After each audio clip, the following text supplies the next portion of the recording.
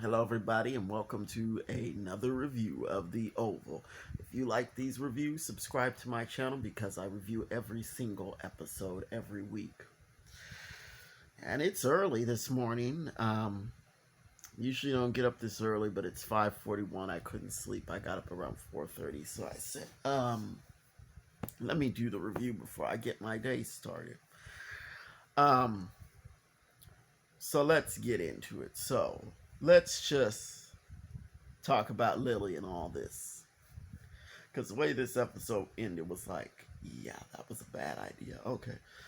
So Lily asked Donald about this because she saw a promo said she saw a promo on TV for a special about Denise. And she asked him, did the president kill that woman? And of course, Donald is evasive. He doesn't want to say anything about it. And she's like, I just need to know what I'm in for. And Donald's like, oh, well, as long as you're on my side, you're okay. And of course, he said that in a threatening way. Um, and then he leaves, and she calls up Bobby, and Bobby's like, you've got to check in, you've got to check in. And Bobby's just like, real panicky and all that. Um, and then she talks to him a little bit, and then she's like, I miss you. And then he's like, I'm gonna come over. And I'm like, why would you say that? So Max over there at the cabin, he's still suspicious about the Rakadushi showing up and all that. And he's like, I don't like just sitting around like this. And we need more weapons. And Bobby goes inside and he opens up this trap door in the floor and pulls out this bag with these weapons in it, like military grade. The gun that Max pulled out of there looked military grade. So Max seemed okay then once Bobby showed him the cache of weapons. Max is really the only person who has any sense, who is in on this whole plan, because everybody else is just taking big ridiculous chances and being so obvious about it, not even thinking this stuff out. So we see Diane, and she calls up Priscilla, and she says, I can't talk on the phone. Can I stop by?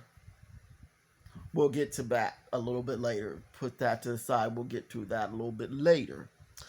Now, Bobby gets over there to Lily's house, and he has this device, and he had in his hand, and I first thought it was like a riding crop, and I'm like, what are you going to do with that? But no, it was this device that checks for bugs. He puts it on the bed, and he says, well, he says, and it comes back negative for a bug. He's like, I need to see if the place was bugged. And Lily says, well, no, Donald was real insistent about that kind of thing, no bugs. And so Bobby gives her the device, says you can check that for yourself periodically. And then she ends up like, in bed with him. And I'm like, bad idea. So, because at the end of the episode, Donald walks in. And I'm like, how are you going to get out of this one, Lily? I mean, you maneuvered your way back into the situation, in order to try to bring down all the mess. And now you've slipped up with this unnecessary boffing and ridiculous. So now, let's see what we have. So, Sam wants his friend in the police station to secure a server. And apparently the other officers had just taken it away. And Sam's like, well, secure the server, because what I was looking for is not here. Because the White House, they're messing, and of course they're probably messing around and moving things around to try to cover up their tracks. So here comes Priscilla, and she is just on 10, with the anger. She's got this knife. She's doing all like this. And I'm like, wow. And I'm like, you need to cool it, Priscilla. You're gonna cut yourself up doing all this with the knife. And she's like, and he's again trying to explain everything. And she's like, you're talking to me, and I got this knife in my hand. Go. So she's not having it. She's just like, get out of my sight. So Diane later on, she comes over. She's got wine, and Priscilla's like, this early in the morning. I'm like, Diane, yeah, she needed that bottle of wine, and you know why, but we'll get to that later. And Sam is calling, and Diane sees the phone, and she tells Priscilla, "Well, Sam is calling," and Priscilla's like, all that, and Diane can see that there's a problem, involved, and it involves Victoria, and Priscilla's like, stop being a publicist and all that. And Diane's like, I was a press secretary. And Priscilla's like, whatever, just stop trying to, I guess, like, analyze me or whatever. But it was clear that something was wrong. And Priscilla, she tells Diane to be careful about meeting with Donald. And it was crazy to go over to the White House like that anyway, because that's like, that's just like the fortress where you can get trapped up in there and just disappear. And that was stupid for her to agree to go over there in the first place, but nonetheless, she did it. So,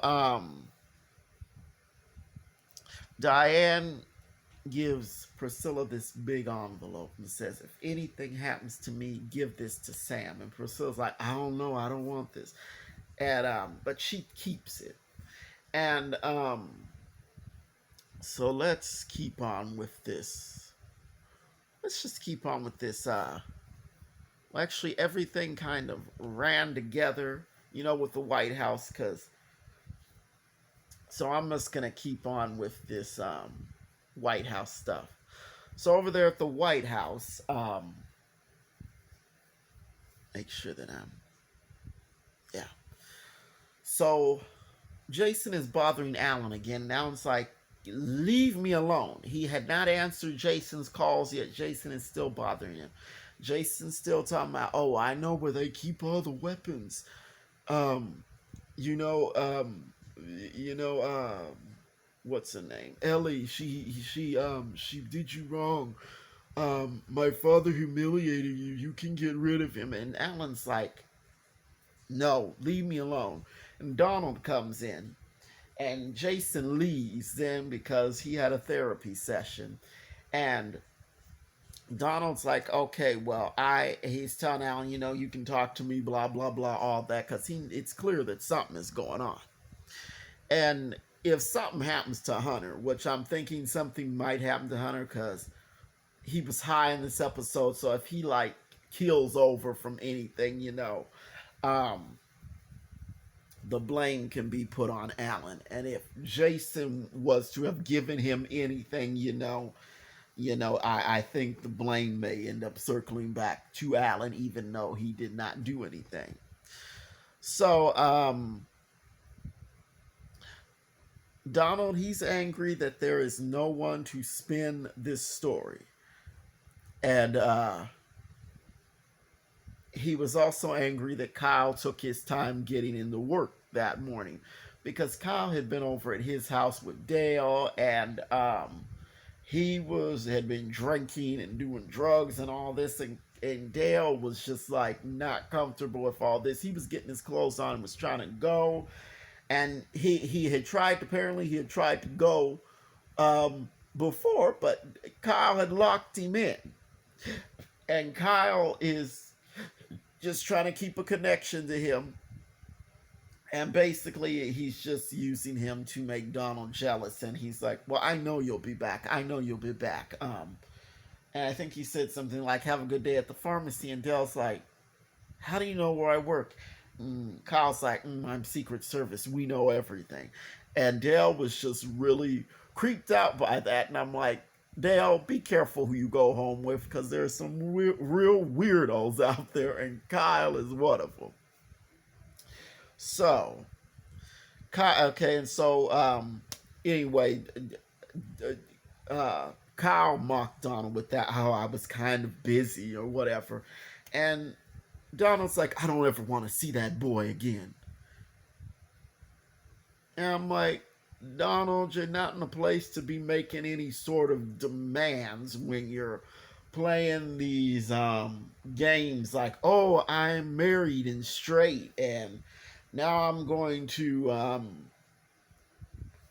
put up that charade again and put you out. Not that I care that he put Kyle out because they're both trash and deserve each other, but I'm like, just in general, it's like you can't make demands on somebody if you're going to like do what you want and just expect them to be on the side, like the side piece. You can't make demands. So Diane arrives and Donald offers her job back, and she's like, "Oh, okay, but I want to hear it from the president."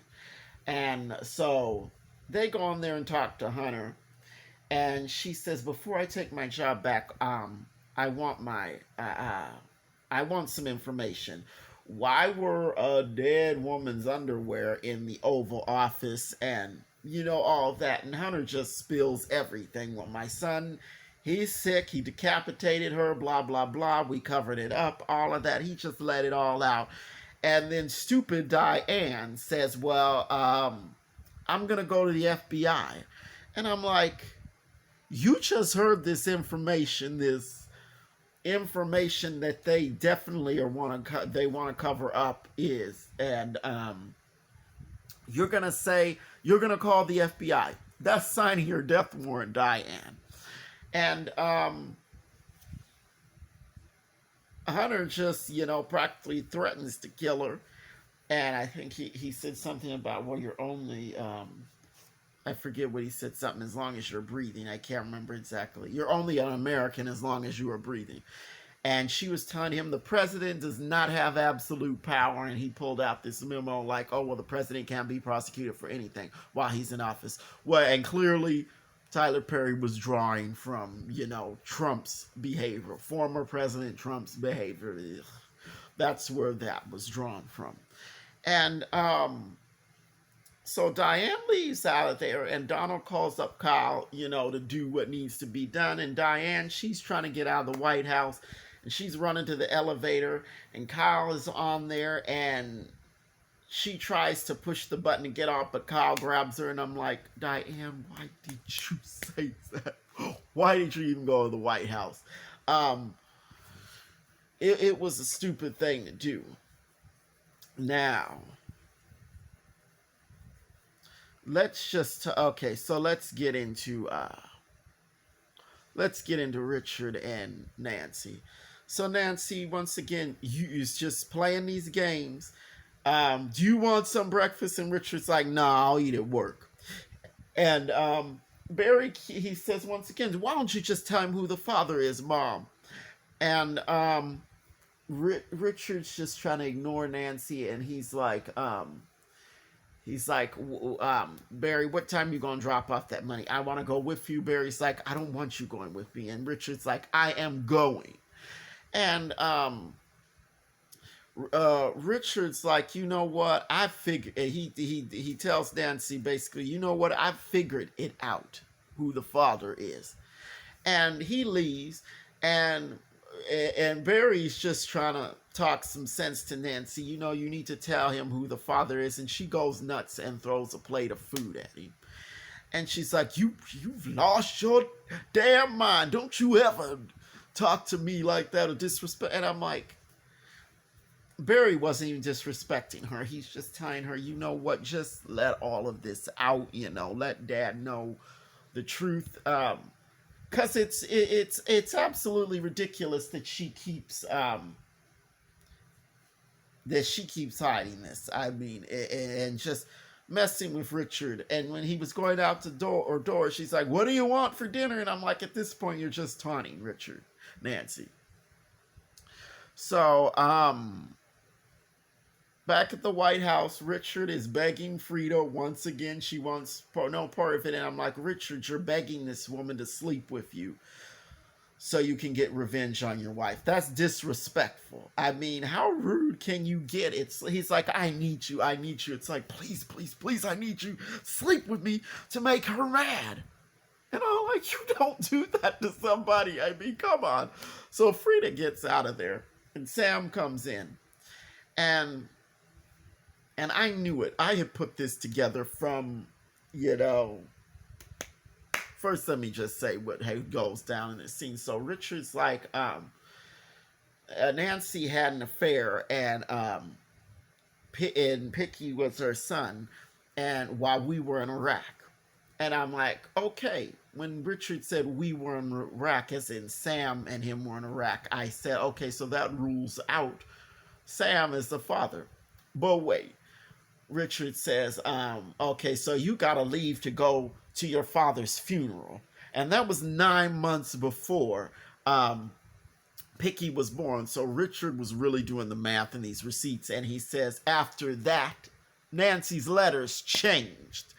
And it was about to turn into a fight, I think, before the other agents came in and says, well, the first lady needs you.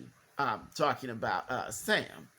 So Sam has to leave, and I'm like, and I had said the father was Sam before because, let me tell you why, because when Nancy went over there to Priscilla's house and saw Sam naked, she was completely unbothered. Because if you see somebody naked, it's going to be like, oh my God, I'm so sorry. Oh, ugh. You don't like that. But Nancy was like, just like, And I'm like, obviously, she had seen him before, so it was no big deal.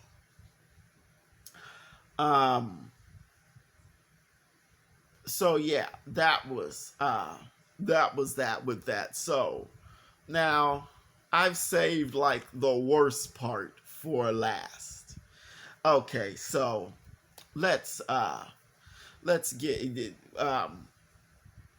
the worst part is with Sam and Victoria, but let's get through the therapy session first. Before that, Victoria's, I guess it's like her chief of staff or whatever, she was trying to schedule an event for Victoria. Well, let's do something with you and the kids, and let's go to school. And she proposes this one school. And Victoria's like, I don't want to go to a black school. I don't want to have to deal with any badass kids and rats and roaches all over my good shit. And I'm like, first off, you cannot talk about any badass kids when your son is is a serial killer. He's prepped to kill more people, so Victoria cannot say that. And so the lady, the chief of staff, she's looking at her, are you serious? And Victoria's serious. No, I want to go to a private school, which is like, she wanted to go to a white school, basically. And the lady said, the chief of staff, whatever, she's like, well, it would be good for the black children to see a black first lady. And she's like, they've seen Michelle. And then Connor comes up in there, and he's high. He's obviously high. And she's like, are you high? So anyway, later on, they go into the therapy session. And I'm sorry, I'm running way over with this one. I'm 19 minutes in. I've been talking too much. Let me wrap it up. They go in with Dr. Meadows, and she scolds him for looking at Dr. Meadows' breasts. And he's like, they sit up so nice and high. And Victoria's like, well, they would when you pay for them. And and then Jason goes into his little stop story. Oh, they were never there for me when I was 5. They were gone a whole year. They missed my birthday. They missed all the holidays. And this would be sad if Jason was not a complete nutcase. I'm like, you know what? A lot of people have absent parents but they don't go and turn into serial killers. So he's going through all of this, and Victoria gets mad. I will not be blamed. I will not be blamed. And Dr. Meadows is like analyzing her. Is that what you think? And then she storms out. Victoria storms out. And Dr. Meadows says, well, I need to talk to Jason alone. And Jason leaves. And of course, Hunter tries to flirt with Dr. Meadows. And after she leaves, he's like, I'd like to play in that metal. And I'm like, lame, lame, lame, lame. So let's get to the worst part. And I'm like, so Victoria, once again, she goes through her whole woe is me. I'm just so blah, blah, blah, and all this. She's saying all this to Sam. And of course, she's just leading up to coming on to him. This time, the idiot just goes along with it. I'm like, which at this point, Sam needs to go down because he slept with his best friend's wife, and now he's cheated on his wife. And I'm like, Richard and Priscilla just need to team up and take Sam out because... Okay, so next week is the season finale. I was under the impression that last week was the season finale, but apparently it was not. So,